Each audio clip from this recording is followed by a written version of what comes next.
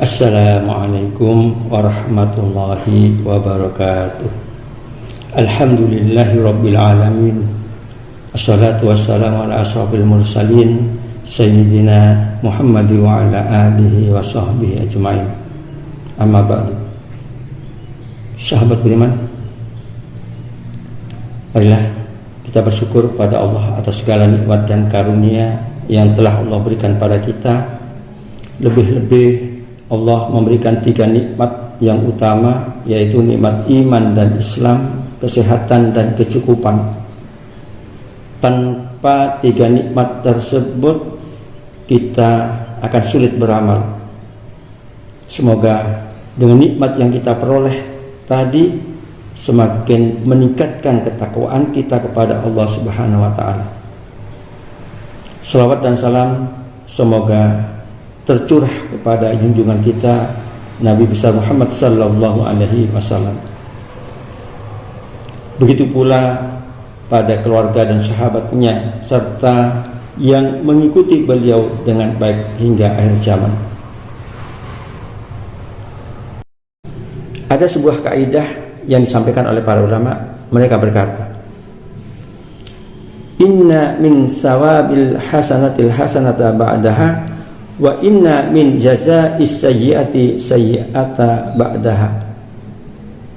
Sesungguhnya di antara balasan kebaikan adalah kebaikan selanjutnya, dan di antara balasan dari amalan kejelekan adalah kejelekan selanjutnya. Berarti tanda suatu amalan itu diterima adalah kalau dilanjutkan dengan kebaikan selanjutnya. Dan tanda suatu amalan tidak diterima atau dinilai jelek adalah jika dilanjutkan dengan kejelekan selanjutnya. Untuk bulan Ramadan, jika amalan di bulan tersebut diterima, berarti setelah Ramadan diikuti dengan kebaikan. Tanda amalan tersebut tidak diterima adalah jika setelah Ramadan malah yang ada kejelekan atau amalan kebaikan malah jadi hilang. Dari penjelasan di atas, kami akan menjelaskan suatu kenyataan. Kita akan temukan beberapa kenyataan yang menunjukkan keadaan kebanyakan kaum muslimin setelah Ramadan. Kenyataan pertama, malas mengerjakan sholat 5 waktu. Lebih-lebih lagi untuk sholat subuh. Karena pada Ramadan tidak lagi punya kebiasaan makan sahur.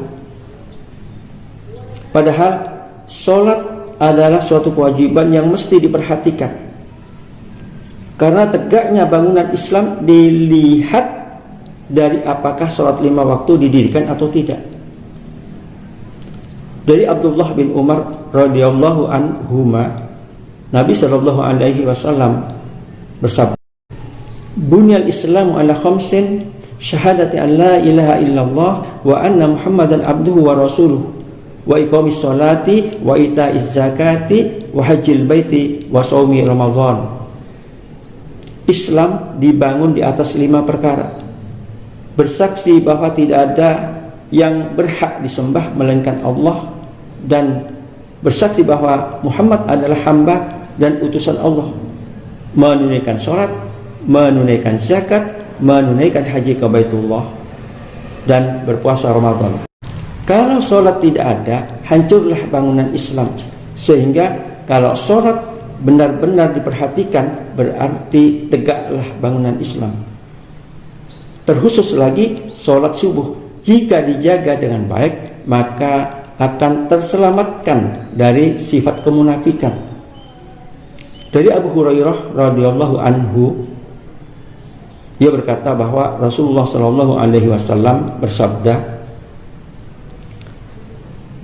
"Laisa salatun asqala 'alal munafiqina min salatil fajri wal isya walau ya'lamuna ma fihi ma la atauhuma walau habwan." Tidak ada sholat yang lebih berat bagi orang munafik selain dari sholat subuh dan sholat isya. Seandainya mereka tahu keutamaan yang ada pada kedua sholat tersebut, tentu mereka akan mendatanginya walau sambil merangkak. Hadis riwayat Bukhari.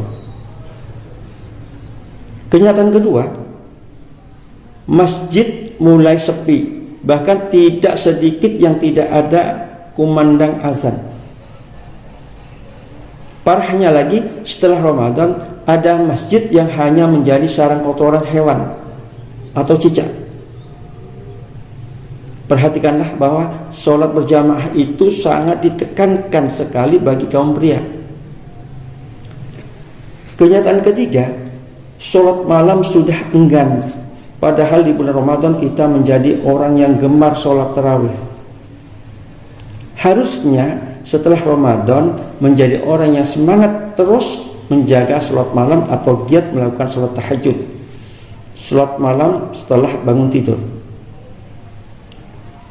Coba perhatikan, ada orang yang tidurnya sampai subuh itu tiba. Ia tidak bangun untuk sholat malam. Nabi Shallallahu Alaihi Wasallam mencelanya ketika itu dengan mengatakan, "Zalika syaitanu bala fi udhunai."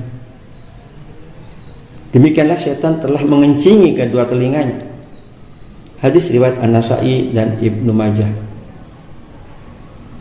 Sahabat beriman, kenyataan keempat, puasa sunnah sudah tidak mau dikerjakan karena merasa cukup dengan puasa wajib di bulan Ramadan.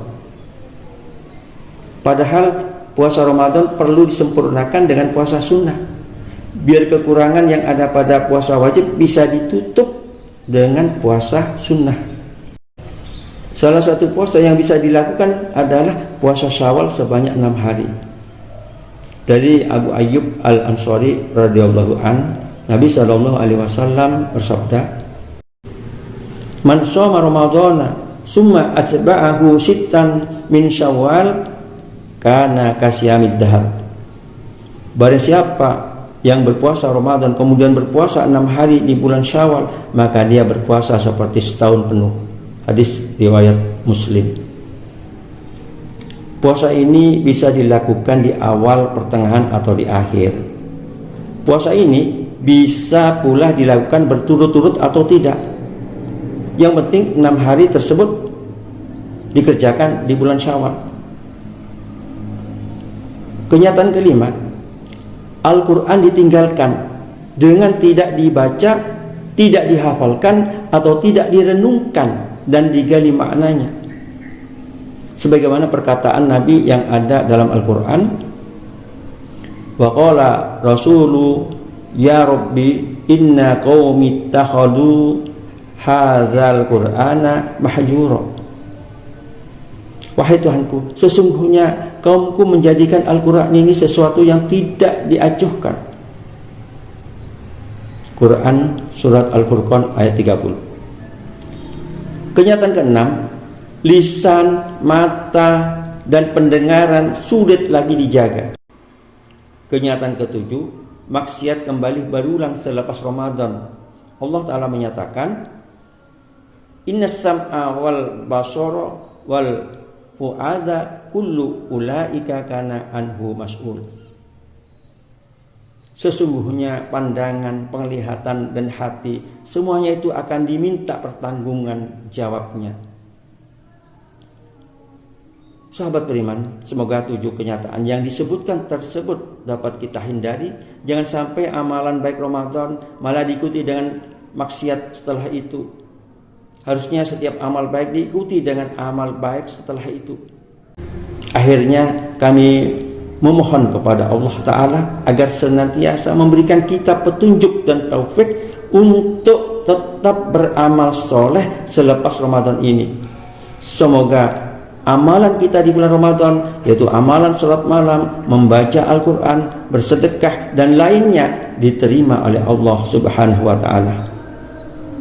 Semoga kita diberi keistiqomahan serta diberi keistimewaan untuk bertemu dengan bulan Ramadan berikutnya. Amin ya rabbal alamin. Assalamualaikum warahmatullahi wabarakatuh.